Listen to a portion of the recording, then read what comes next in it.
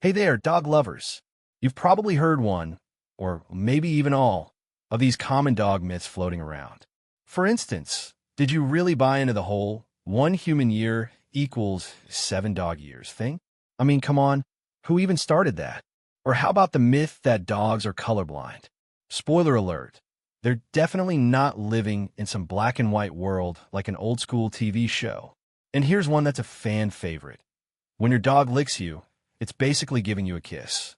Yeah, not exactly. There's a lot more going on there than you might think. Well, in today's video, we're going to set the record straight and clear up all these myths once and for all. We'll break down what's actually true and what you've probably been misled to believe about your furry friends. By the end of this video, you'll know exactly why your dog behaves the way they do, and you might even be surprised by some of the facts we're going to share. But before we jump in, make sure to give us a thumbs up if you love your dogs and want to know more about keeping them happy and healthy. And if you haven't already, hit that subscribe button and ring the bell so you won't miss any of our future videos. We've got plenty more fun and informative content coming your way. Also, if you've heard any other dog myths, we want to hear from you. Drop them in the comments below, and we might even feature them in a future video. All right, let's get started and uncover the truth behind some of the most popular dog myths. You've probably seen your dog munching on some grass and instantly thought, "Oh, my pup must be feeling sick."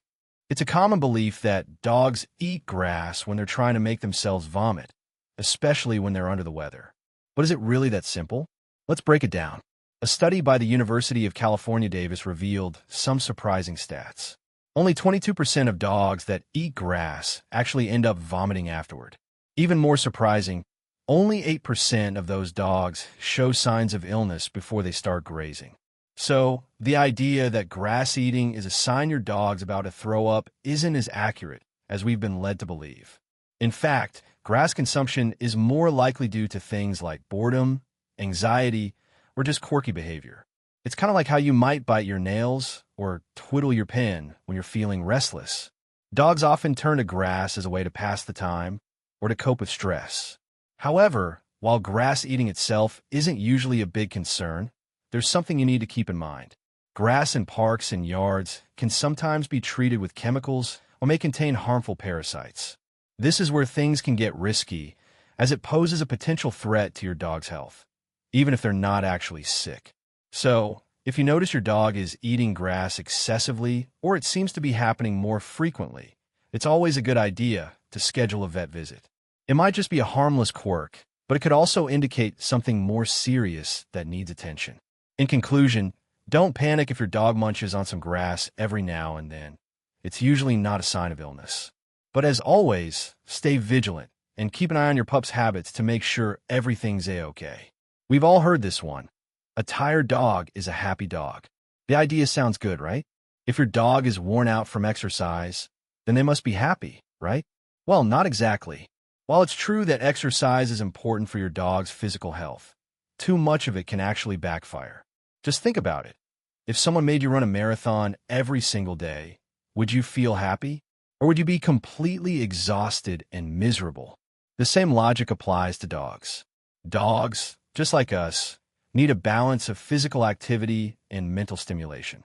Sure, a long walk or an energetic game of fetch can tire them out, but what about their minds? A mentally stimulated dog is just as happy, if not more, than one who's physically worn out.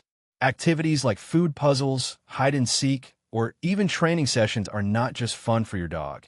They're key to keeping their mind sharp and happy. So, next time you're thinking about tiring out your dog, remember, a truly happy pup is one that's both physically and mentally fulfilled. It's not about running them ragged. It's about providing a mix of challenges that keep them healthy in every way. The 1 human year equals 7 dog years. Myth sounds easy, but it's way off. A dog's first year is about 15 human years due to rapid growth, and after that, each dog year is closer to 5 human years. Also, breed and size matter. Small dogs like Chihuahuas age slower and live longer than large breeds like Great Danes. So, ditch this 7 years rule and celebrate each year based on your dog's unique milestones.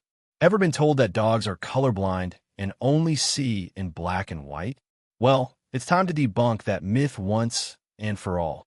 While it's true that dogs don't see colors the same way we do, they're not completely colorblind. In fact, they can see some colors, just not as vividly as humans. Dogs primarily see shades of blue, yellow, and gray, but they have difficulty distinguishing between reds and greens. So, that bright red ball you throw in the grass might actually look more like a dull brownish blob to your dog. It's not that they don't see color at all, it's just a more limited spectrum.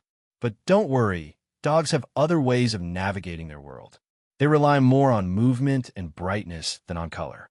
Plus, their incredible sense of smell makes up for anything their eyes might miss. So, while they may not be painting masterpieces with a rainbow of colors, dogs see the world in their own unique way, and it works just fine for them. Ever caught your dog looking guilty after chewing your shoes or making a mess? It's easy to think they feel bad, but that's not the case.